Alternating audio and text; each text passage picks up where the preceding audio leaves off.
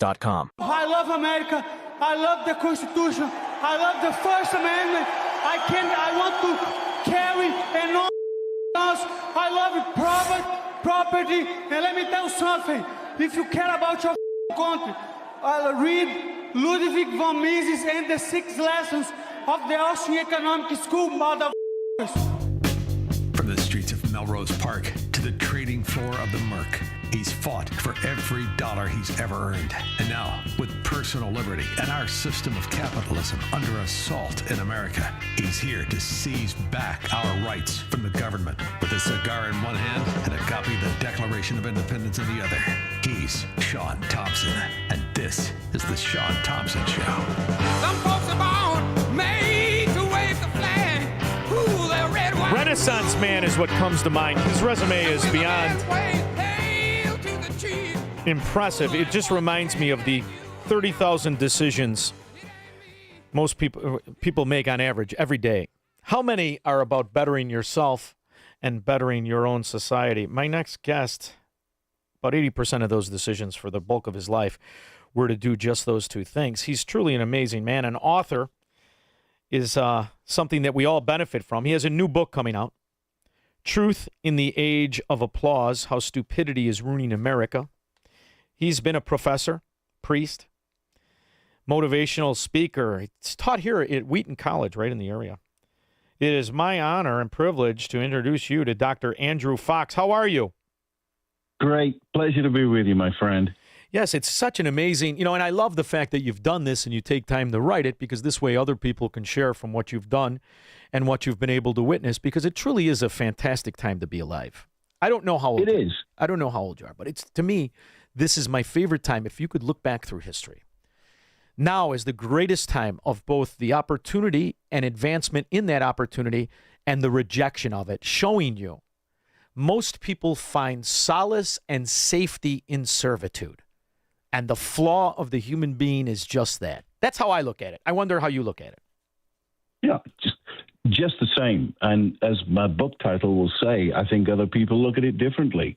And I call it stupidity. I don't mean that as an insult, but academically, Dietrich Bonhoeffer in the Second World War, he was the only Christian theologian to go up against Adolf Hitler. And he called the German people stupid, but not in an insulting way. He was saying you're abdicating your intelligent, moral, independent thought of reality just to go along with the flow. You're denying reality. Of course, we all know what happened to Germany. And I see that happening in the country, that smart, intelligent, reasonable people are abdicating their God-given, reasonable, moral judgment just to go along with the woke cultural trends, and it's ruining America. Well, of course, but the evil among us, the scoundrel and the scallywag and the profiteer of weak character calling themselves the politician, they understand if they could only implement fear, obligation, and guilt. You could get good people to do bad things, smart people to do stupid things. You could get people to go along with you. As a society, you perpetrate crimes most people couldn't even fathom on their own. So it's really something to watch, as I believe we are in the midst of the Fourth Reich. We beat the Third Reich. This is clearly the Fourth Reich. And now I enjoy the fact of who's to blame, because American upper echelon is just as guilty at blaming it. After all, we brought the Nazis here. We thought we could commingle this. And, I'm curious to know what your thoughts are. And I'm gonna tell you what I think, and you tell me how wrong I am, all right? There has been a lie told to people in this country and in your country as well. Or you're originally from England, but you're not there anymore, right? Right. See, you were almost perfect. But anyway, and that flaw is good people are told that they can agree to be somewhat wrong. It's called a compromise, which is a made-up word you can only do with someone you love. But they've been told they can compromise a principle, and somehow that's good for everybody. The idea that you can compromise the right answer with the wrong answer is the crux of the problem in the world. How do you see it? You know what you've just described? It makes Bernie Sanders look like the ideal male model for fashion. It makes Jasmine Crockett look like the professor of the English language. It makes Alexandra Cortez looked like an all-time champion of a mastermind, and Omar looked like the most patriotic woman of the year. It's nonsense, absolutely ludicrous. Not to mention Newsom in California, who will sell his soul just to get a vote. This is not debate. This is not civil dialogue. This is not critical thinking. It's playground tactics that is totally un-American. In the 26 years I've lived here, I've seen that kind of style from 1999 go further and further down into the sandbox where children are playing. And so, you know, people can take pot shots at each other and there are no consequences to it. Simply, that's not American. I think the World Cup fans that have just been in the United States and still remain for a couple of weeks are telling us what America really is. It's a great place to be, fun place to be. You've only got to listen to these unsolicited foreign nationals that are saying how wonderful, how great it is, the giant supermarkets, the Bass Pro Shops, the pickup trucks, the AC, the massive convenience stores. It's just a refreshing wave compared to the diarrhea that comes out of Capitol Hill. It's a true depiction of who we really are. And I'm the immigrant that became the citizen in the United States. And I've been through the process. And I don't know how far I can go with you, Shaun, but there are certain immigrants that are present in this country that should not be here, that are not catching what the United States is. Look, when I became a citizen, you get a standard letter from the sitting president, and it tells you as a naturalized citizen what your obligations and responsibilities are. Now, I understood that. I fly the American flag outside my house. It's right there right now in Austin, Texas, where I live. I understand those obligations. I don't fly a British flag. I don't take down the American flag on July the 4th and put up a pride flag. I don't go against the things that I swore allegiance to. And this whole process of the foreigner like me must understand, if you're going to live here, there are laws, there are ways of doing things. But we're seeing them getting into places of power and representation, and it's ruining the United States. Well, there's something else, too, that's very interesting. I like the fact that you use stupidity in the title, and I'll tell you why. For years, I think people have been too polite in the face of the destruction of the principles of what made this country the youngest, the richest, with the highest quality of life. And I don't want to be polite when you threaten that. Instead of threatening what America is built on and the principles, they should admire and implement them if they want to have a successful country or, moreover, successful lives and citizens. And the reason immigrants come here and achieve, and the separation is only the ones that have the good character. And only the people that have the good character will ever follow law, rule, or demand it. People who have no good character, they will always take a more nefarious pathway because they need the anonymity to perpetrate the crimes. And the other thing that I love about right now in America, the scoundrel politician who will use that anonymity and that excuse to profit and fake their own class size and fake their own entitlement schemes. They reveal themselves in the idea a politician of a country would demand it not force its laws. To me, it's been very clear because now you have people who say, I like America, and then you have the cancer in America declaring themselves the American Democrat. I think it's very obvious, and what I need you to tell me to do is how to make kids understand this. Because people already made their decision. By the time you're 40, if you're an idiot and a scumbag, I'm not going to change you. But kids, they need this information to make that choice. Well, I think you've just hit the nail on the head, is how do we turn this around? Well, go back to July the 4th a few days ago, or July the 4th weekend, where we saw Mamdani, sitting at Washington's desk, telling America how it's going to be, wearing his little pinky ring. It was the best example is Beethoven refused to sit at the piano of Mozart because he admired Mozart. He revered him. He wouldn't even take the stool of his piano. And then you've got somebody like me that became an immigrant, that became a citizen. In 2018, he became a citizen, has the audacity to tell America how it's going to be. He's the mayor of New York. He's not the mayor of the United States. That kind of belligerent behavior, when it appears on our screens and social media, we need to gather our sons and daughters around and not be afraid of being very direct to say, this is not who we are. This is not our values, and this is what we don't need in the United States. That's not hate speech. That's not George Orwell's Big Brother with Newspeak trying to minimize language and turn it into some weaponized vehicle.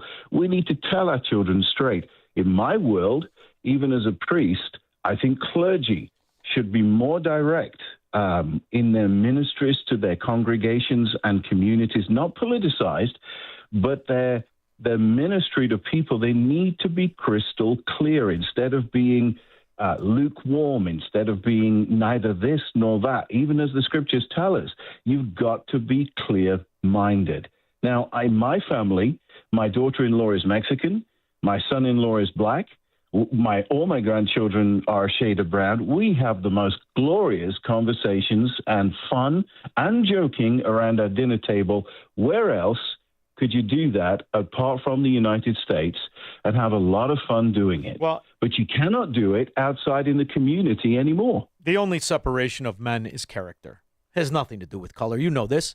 I don't think a person who can read, a person who can think, can actually be a racist. Did you know that? I really feel this way. Now, that being said, I'm definitely biased against morons, thieves, scoundrels, and scallywags. No question. And I don't like the white ones equally as much as I don't like any other color one. But the other problem is there's a cowardice of character where people are afraid to have this conversation you and I are having. And I am having this conversation with somebody who, you're a priest, correct? Correct, yeah, priest in the Anglican Church.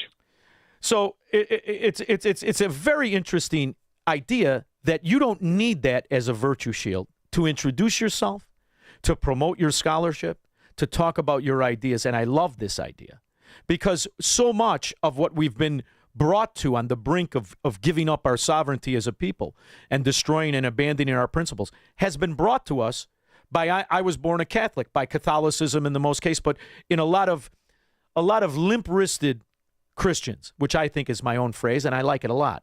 And it fits a lot of people, and I'll tell you what I mean by that. If you're really strong of faith, you're not interested in the opinion of somebody else. You're interested in the opinion of God. You're interested in the righteousness of Christianity and what it brings to the table. And when we talk about this thing in New York City and this child, he's not just where he is because he's a communist or a socialist or a Marxist. He's where he is because he's promoting and profiting from the global intifada, which is the cancer in this nation as well. Do you feel that way? Oh, I do. And particularly with the church, where you get the liberal side of the church that erase the masculine genre of God, our Father who art in heaven, to our Mother who art in heaven, where you get any erasing of masculine references to God as feminine ones, and then you get the removal of Christian symbols, even the Eucharist at the table in place of a pride flag or some weird liberal liturgy. It is dangerously moving away from the moorings of people with Christian faith and convictions and values. A lot of people express them differently, and I understand that. There's not one type that fits all, but the main themes and the symbol of the cross is being changed to more liberal expressions of inclusion than anything else. I think once you start hitting the main institutions that form a society in the United States, like schools, churches, even libraries, government organizations, entertainment, once you start messing around with them, I mean, look, Disney, Warner Brothers, Amazon, Netflix, the list goes on. The billions of dollars they have lost by changing storytelling to messaging a woke agenda. They say if you go woke, you go broke. And certainly it's happening. It's happening in these institutions. And I think that's what we need to raise the alarm with our children, to say this is what we are and this is what we are not and this is why. And there's always a blessing in the curse, right? There's the blessing of, at least now over these last 5 years, America has suffered with the corruption and the treason of a Biden administration, which started off And I'm going to tell you right now, Doctor, I feel that they stole the election. I've never wavered on it. I've been doing this for a while. There's no question in my mind they stole the election. But I'm from Chicago. We've been stealing elections since the inception, and they're proud of it here. So when you look at what they were able to do in the fascism, in the true face of fascism, the National Socialist Worker Party, the American Nazi, how they took away your rights, how they told you what you had to do, I think there has been a real coming together of decent people. Never before have more people homeschooled their own kids. Never before have people who thought, I'll move one day, and they got up and moved, or they're dreaming about moving now. I think that was almost a gift in the greatest time in American history this country's ever been as close to dictation and fascism as it went through during Biden. Do you feel that's the silver lining now? I do. I feel there is a change. There's a change coming. There's a break in the wind, so they say. You know, those 4 years with Biden, some of the most lunatic things, just on various levels.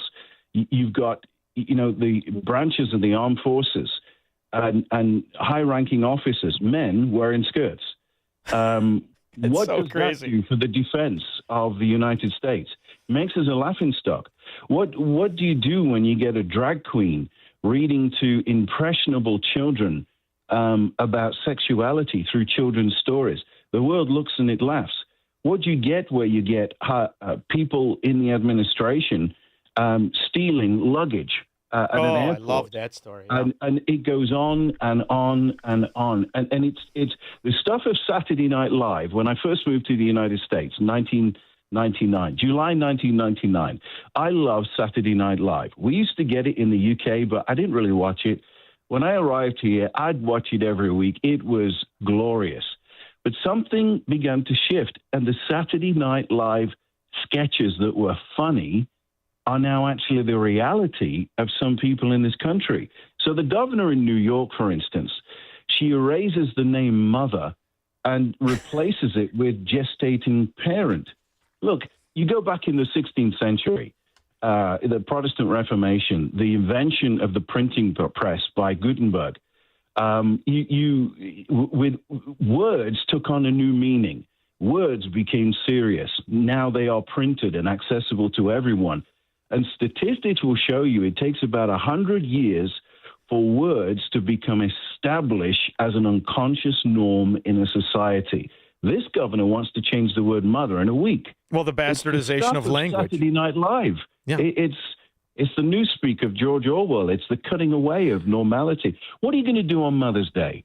Say happy gestating day? Well, I mean, it's so preposterous and it's lunacy, but you must be aware of it because you're exactly right. You know, I remember years ago watching Milton Friedman in the 70s. There was a television show that used to be on once a week. And he used to go crazy when they would call socialism liberal. And he would warn us years and years ago, and think about what he said, and it's really quite brilliant.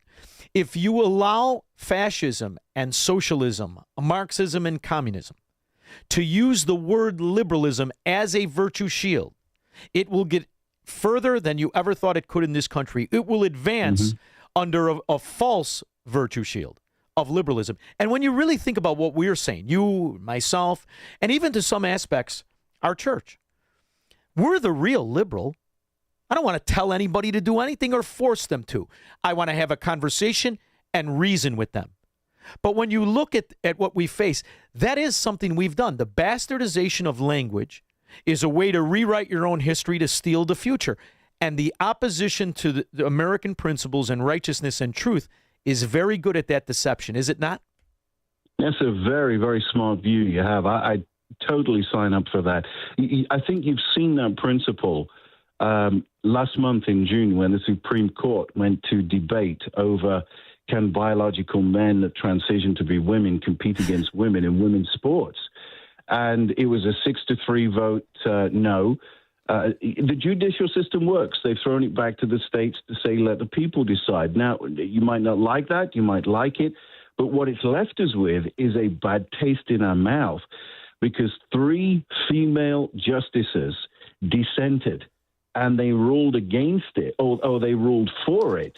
Yeah. Women I love saying that it's okay to take away women's rights, women's competitions and medals and trophies and awards. There's something cynical and twisted in that. And when you look at Justice Brown in her congressional hearing, when she refused to define what is a woman, all she could have said is, "You're looking at one." And that would have been enough. Oh, you're talking, yes. That would have been the answer. And when a justice on the Supreme Court uses words and manipulates them, I mean, her whole thing in when she's saying, if you're in Japan and you've got to apply to Japanese laws, that makes you compliant. And it's like, this is a high court justice. It's really, is it that level of intelligence, you know? But it's funny. That's concerning. It's also funny, right? If you don't want to go crazy and start chewing on your steering wheel and punching strangers, you have to almost laugh at it. And you're talking about Ketanji Brown Jackson, which is why on my show, Dr. Fox, we call her Affirmative Action Jackson. She didn't get the job because she's smart. Joe Biden said, I'm going to hire a black female as the Supreme Court justice. And when you look at the rest of them, Sotomayor, come on, tell me that's not funny. Remember when she got the job? She was 75 pounds lighter. They must have a wonderful buffet there. And the idea that all of these women would ironically vote against the privacy and the dignity of women, that's funnier than Saturday Night Live has been since you got to the country, don't you think? Oh, yeah. Listen, Riley Gaines is one of my good friends. In fact, she's writing the foreword to the book that's just to come out. She will tell you stories of Leah Thomas, that the so-called transgender that beat her and everything. He walked around in the girls' changing rooms completely naked, looking completely like a man, getting changed, to mentally break down and to destroy his opponents. It's not just a man pretending to be a woman. It's a psychological game. These men that pretend to be women, they cannot even win in their own gender. They're not even 50th or 60th when they come in, so they have to steal it from someone else. So for a female justice who has the God-given right to bring new life into the world that we men don't have the ability for, would dissent in that decision, it's left a sour taste in your mouth. It is funny. It is funny, but it's also cynicism. Yeah. It is, but we have to laugh, and I cannot wait to go through the book. So I made a mistake. I said it came out today, but it doesn't come out for another month and a half, right? The book, The Truth in the Age of Applause. Yes, it's a book that stems from my own story. It's 17 steps in 3 parts of how this ideology creeps into organizations like school districts, churches, government organizations, corporations, and the butcher and baker and candlestick maker store on the high street. Yes. How these words are changed, and then words are empowered with policy, and then enforcement, and then punishment. And how can we live our American lives against that flow? What can we do about it? How can we, take up what Bonhoeffer said and not be stupid in the sense of abdicating moral and individual thought for the sake of this ideology? And so it lands on a very practical tone of how do we combat this? Look, I was the lead chaplain for the Austin Fire Department for 8 years, 1,400 uniformed personnel and civilian. And I wrote a blog called Willie Woke and the Chocolate Factory. It had nothing to do with my role as a priest in the fire department. 8 years of service. But the city, the LGBTQ contingent in Austin took it to the city of Austin. Fire department's a tax-funded organization, and they had me fired unless I wrote an open letter apologizing for my Christian views. And that triggered me. I did not move to the United States to have a First Amendment taken away from me. And so for 4 years, I fought the city, the Alliance Defending Freedom, a wonderful organization, paid all my legal fees, and we won. The city settled with us, and they had to pay up. And from that, this whole experience of, I don't want any naturally born or naturalized American to ever face this kind of garbage. And yet, as a priest, it's unexpected that you'd be outspoken. But, to be honest, if you read the Gospels, Jesus was a pretty tough guy, very outspoken, and he wouldn't take it lying down. In fact, he said, no one takes it from me. He said, I'll lay down my own life, and if I lay it down, I'll have power to take it up again. And to me, that is a powerful statement for your average American that gets up, goes to work, pays their taxes, loves their family, whether they go to church on a Sunday or not, I don't know. But the average American needs to take up that shield once more and be who we really are. Dr. Andrew Fox, I cannot thank you enough. I really would love to have you back. It's been a true joy to meet you. I've got a Riley Gaines story I know you're going to love. She's a great kid. I had the pleasure of meeting her right in the beginning of it. And I said to her, why don't you just doesn't somebody want to kick his ass for you? And she said, my father's an NFL player, and he could have easily done it, but I begged him not to go to jail. And I've loved her ever since. So please tell her I said hello. But more importantly, we can get all the information for the book at the truthintheageofapplause.com to buy the book. And really, I would love to have you back if you're open to it. Oh, I'd love to be back, Shaun. I really would. If people want to pick up what I'm doing, they can just find me on X, Dr. Andrew Fox, or go to that website, as you said, truthintheageofapplause.com. It's been a true pleasure. Thank you for joining me. We'll be Thank back. you. We'll be back with your calls and comments. He believes in freedom, capitalism, and individual liberty. And because of that, he's become an enemy of the state. He's Shaun Thompson, and this is The Shaun Thompson Show on AM 560. The Answer. Joint pain is awful when you're the person fighting through it, but I'm betting you aren't the only one affected. Maybe you love someone who struggles with joint pain. It's summer, time to be outside,